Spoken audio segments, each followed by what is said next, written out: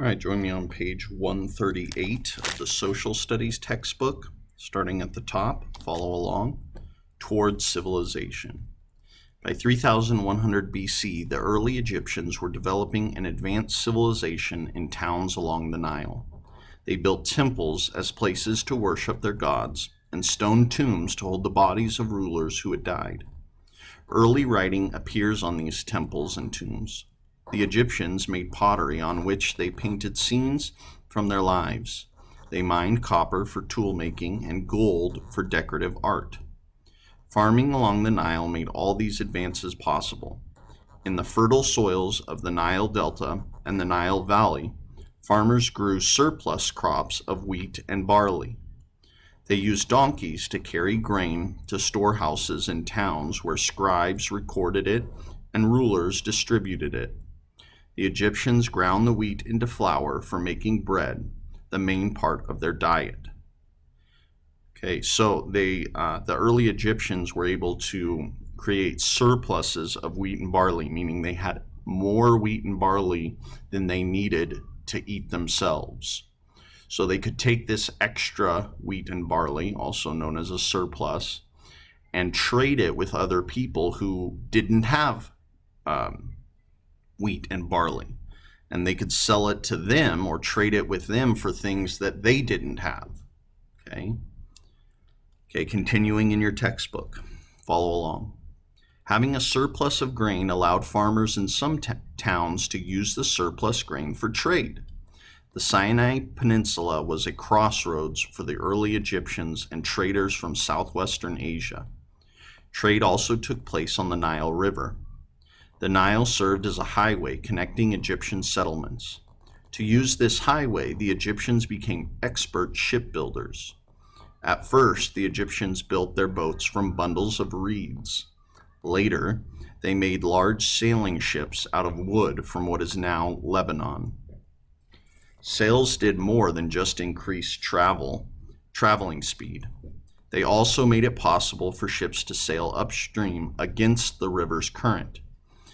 This meant that nearly all the Nile, except for the cataracts in Nubia, could be used for travel and trade. So once they started getting better and better at shipbuilding, now they could make ships that had sails, which would allow them to, one, it would allow them to go faster, and two, it would allow them to sail against the current of the Nile. Before, they couldn't do that with simple rowboats. It would take too long, too much energy, or if they could even do it, it would take way too long. But with sailboats, they were now able to go against the current with the help of the wind, and that let them travel up and down the Nile River for trade. Okay, continuing in your textbook on page 139. Trade and travel along the Nile made it possible for some towns to grow into cities. Then some of these trade centers emerged as separate cultures and powers. By 3100 BC, Egypt consisted of two kingdoms, Upper Egypt and Lower Egypt. Okay, in summary, I'm going to read the summary. The physical setting of the Nile River supported permanent settlements and an early civilization in ancient Egypt. The Egyptians developed agricultural techniques such as irrigation along the Nile River. It was these techniques that permitted the Egyptians to grow surplus food. Over time, Egyptian trade and surpluses allowed the growth of cities. So as they traded with people from other areas, their growth, their wealth increased. And because their wealth is increasing, their cities can grow and support more people. Okay, turning the page to page 140, follow along. Compare map projections, why it matters. Egyptian cartographers or map makers drew maps of ancient Egypt. Since then, cartographers have found different ways to show the round earth on a flat map. These different views are called projections, and you're looking at a projection right here on the screen. That's why I have this map up. This is a projection. To draw maps, cartographers must change Earth's shape by splitting or stretching it. Because of this, every map projection has distortions, or parts that are not accurate. Some map projections distort the shape or the size of the area shown.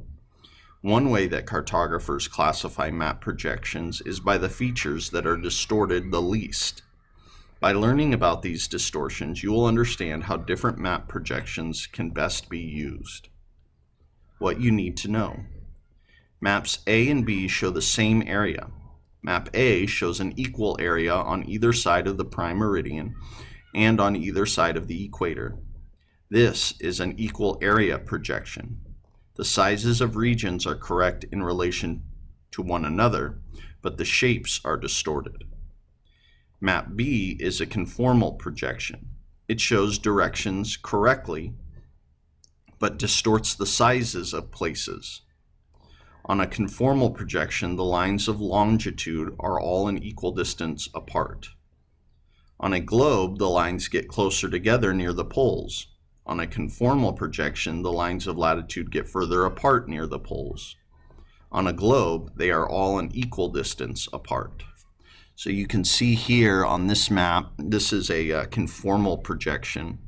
You see these lines getting further and further apart. So right along the equator, you have squares that are formed. And then as you go further away, now we're getting into larger and larger rectangles. Okay, that's because they're doing a stretching of the lines of longitude. Okay, and you can see the same thing on map B on page 141, and that's where I'm going to continue to read, so follow along. Use the maps to answer the following questions. Africa is really much larger than Greenland. Which projection shows Greenland's size more accurately? So Greenland is much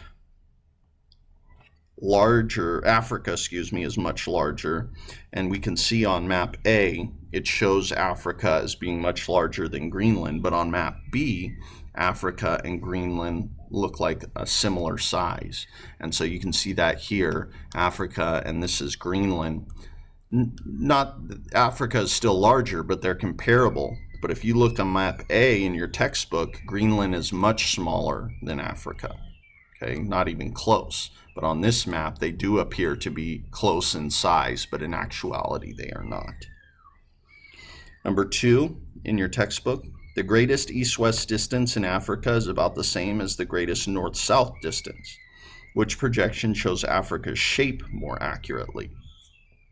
Well, as we read, the conformal projection map, this type of map here, shows the exact shape of the countries better. Okay, exactly how they're shaped. So this map B would show that more accurately. Okay, continuing in your text, apply what you learned. Write a paragraph about the advantages and disadvantages of using an equal area projection map and a conformal projection map. You don't have to do that task though. All right, go ahead and continue on in your social studies assignment in your Google Classroom. Thanks again, and I'll see you on the next one.